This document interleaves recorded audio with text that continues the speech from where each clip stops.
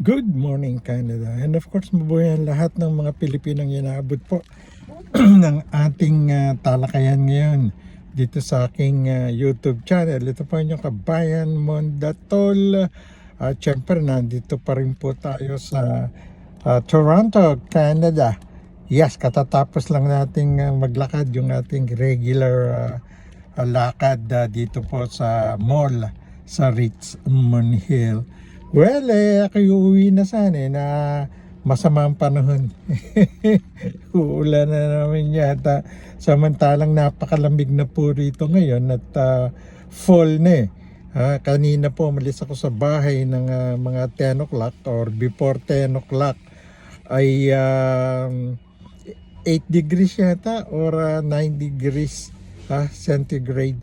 Ngayon po parang ganun din dito sa Richmond Hill Mall na natin pinaglalakaran tuwing Sabado. Yan. Bago tayo mag-grocery muna si Tata Ramon para sa ating mag-asawa. Well, gusto ko lang pong ipaalam na magkaka-eleksyon na po rito kayo sa Amerika, yung kapitbahay natin sa USA, November 5. At pinag-uusapan nga namin ng aking son-in-law na si Lenny na sa US po naka-base yan na ngayon. Dito na sa Canada, of course, nandito na yung pamilya niya. Yung aking magagandang dalawang apo, siyempre yung pinaka-pretty na youngest daughter ko. Ayan. Ngayon po, pinag-uusapan namin kung sino ang angat, ika nga natin. Siyempre, sa aking pananaw at sa pananaw rin ng aking son-in-law ay babalik ng White House itong si Donald Duck. Hindi naman Donald Duck, Donald Trump po. Nagbibiral lang kami. Sa tingin ko, Trump will again win. Hindi pa siguro papayag ang mga Amerikano na babae ang kanilang maging presidente sa unang pagkakataon since the United States was established way back so many decades ago. Macho image po ang US Hindi naman pwedeng babae magpresidente dyan. Kaya yung aking mga kapatid, kamag-anak at mga kaibigan sa US, they favor talaga si Donald Trump. Si Trump ang magpresidente. Wala, nasubukan nila yun He's an economist. Nung tinamaan nga ng COVID dito buong mundo nasa inabutan sa Pilipinas yung younger sister ko, yung bayo ko. Nasa Tugigaraw alam nyo ba, pinadadalan talaga sila ng ayuda ng gobyerno ni Trump. Lahat ng inabutan sa abroad tumatanggap kasi alam naman nila kung nasaan yung kanilang mga citizen Kasi sa immigration yun. Ganong kagaling yung Trump At saka walang gera. Kita nyo nang pumalit itong si Joe Biden. Naggera Israel. Sunod-sunod. Pati ang Iran pumapasok na sa gera ng Israel at Hezbollah. Yun po ang ayaw ni Trump. Okay, mahigpit siya sa immigration na talagang tatapusin niya yung kanyang pinagawang wall sa pagitan ng Mexico at US. Nako, yan ang malaking problema. At saka maraming problema Amerika. Parang Canada yan Kaya po sa ako naniniwalang si Trump. Kaya nga po yung ibang mga kaibigan ko, they were asking me, mga taga-Amerika. Sabi ko, I prefer Trump kung makaboboto ako dyan sa US. Pero hindi po, ako po ay butante ng Canada. Siyempre, dual citizen ako rito. Bumoboto ako sa Canada at saka sa Pilipinas. Sa national election lang po sa Pilipinas, binoboto ko lang po for Philippine election, presidente, vice president, senator, at saka party list.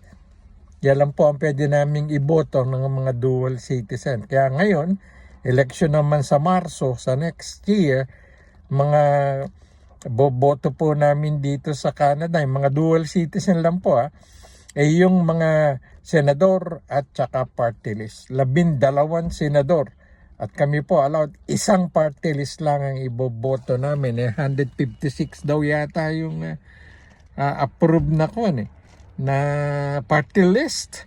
Ang dami po kasi dapat busisiing mabuti uli ng ating kongreso. Kung sino-sino na lang ang nagpaparehistro sa COMELEC party list, saan ka nakakita? I'm not against anybody there. Tulad na lang yung ito, mga agimat, taga Cavite yan, mga rebelya. Ako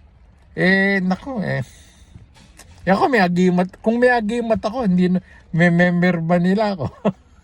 Nasa abroad kami. Ako member ako ng senior citizen party list.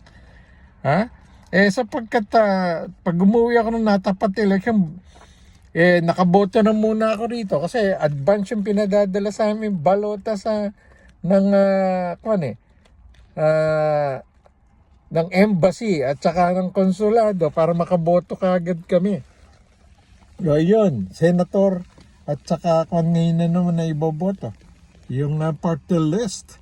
Siyempre, ang i-endorse ko, senior citizen party list. Sa senador naman po, wala pa po akong ini-endorse sa Pilipinas. Pero sa Amerika po, tapos na po ang aking isipan doon. Ini-endorse ko si Trump to be the next president. Ayan. Ayoko rin ng babae magpresidente dyan. Alam naman nyo, Uncle Sam natin yan. Uncle Sam ang US. Pag nanalo halimbawa si Harris, Tita Kamala? Hindi naman siguro. Well, yan po ang election November 5 sa US at Trump po ang aking pinapaboran dyan. Tulad ng aking maraming kaibigan, kamag-anak, kapatid sa US. Ayan, mga pamangking ko dyan. At narito susunod po ay election sa Pilipinas, March 2025. Ang senador ko pa lang doon napupuson at ini-endorso. Of course, Tito Sen. Yan kailangan balik yan. Nagka-Senate President yan Hindi sa kababayan sa Nueva Ecija yan. Magaling yan.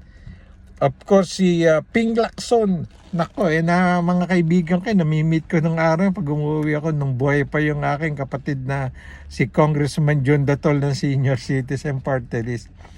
Si Tito Sen at saka si Ping Lacson nangako noon na magdo-donate ng 5 million para matayo po yung senior citizen na hospital. Yun yung mga exclusive hospital sana sa mga seniors. Nakamatayan lang nung utol ko nung 2022. Term na sana yung utol ko. Yan, sino pa i-endorse ko? Dalawa lang po yun. Pangatlo sana, itong si Willie Revillame. Hindi sa kamag-anak ko yan. Bigyan natin ng pagkakataon naman yung iba. Ipapalit ko yan kila Bato, kila Bongo, kila Philip. Philip Salvador, wala ka ng pag-asa. I know the guy. Na sumama nung araw sa senior citizen party list siya. Olat din tumakbong vice governor ng Bulacan. Wala yan. Sa tama ni artistang pati yung Lito Lapid. Enough, tama na yan. Bong Revilla pwede pa. Si La Jingo hindi naman re-election nation.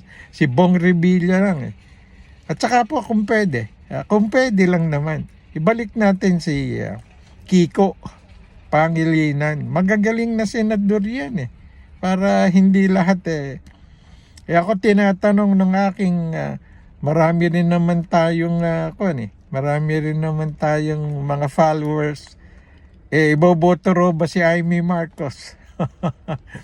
Bumaliktad na si Sara sa kanya. Lahat sila nilalaglag Nagbibigay na ba ng comment si Amy? Hindi naman pababayaan ni Presidente Bongbong yan. Manang niya yan atin niya yan. Pero sana naman si Amy gumawa ng paraan para bumalik ang tiwala ng mga loyalista sa kanya. Maraming bumitaw kay Amy, lalo rito sa Toronto, sa Greater Toronto area. Bongbong Marcos dito Okay? Yun lang po. March 2025, election sa Pilipinas, Senior Citizen Party List, Senador Ping Lacson, Tito Sen Soto, Willie Revillame. Kiko Pangilinan. Mix-mix siyang kinuha ko. Hindi pa po tapos yung aking 12. Okay?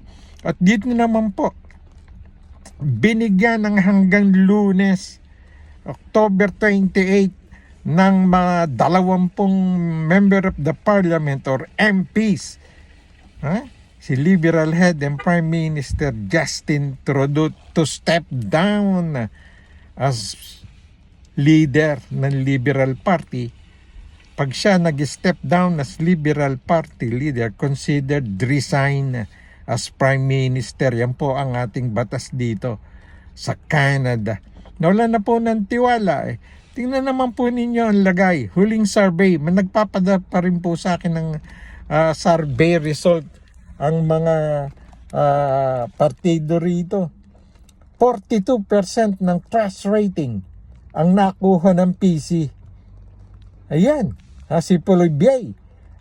Ang liberal po, 23%. 19% po ang difference. Kung magkaka-eleksyon ngayon, tambak-tambak ang talo na liberal. PC ang angat.